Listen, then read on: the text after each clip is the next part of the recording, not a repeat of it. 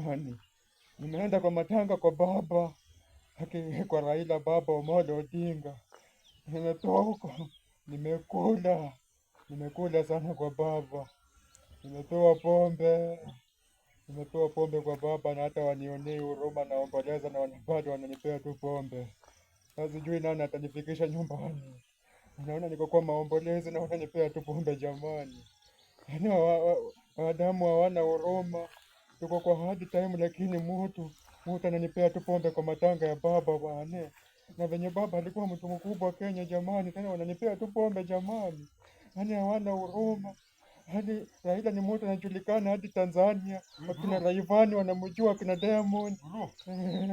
Nasikia unalalamika hapa, kuna mtu akupeleka nyumbani. Rada gani? Bwana, nimepewa pombe bwana. Na nani? Na nilikuwa nimeenda kuomboleza baba huko Bondo. Twende.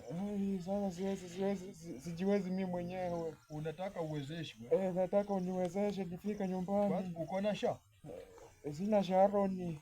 Sawa. Sina Sharoni jamani. Okay, sawa. Unipeleke nyumbani, lakini usiniibie.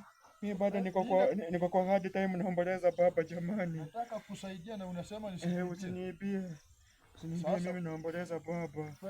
Na usinifurute na nguvu jamani. Usinifurute na nguvu. Usinifurute na nguvu. Mimi nimeshindwa naomboleza. Baba jamani, baba umetuachia nani? Baba Raila Odinga. Papa ameenda. Sasa Raila Odinga umetuachia nani jamani? Twende, papa ameenda. Sawa tu, acha nijikaze tu mimi mwenyewe.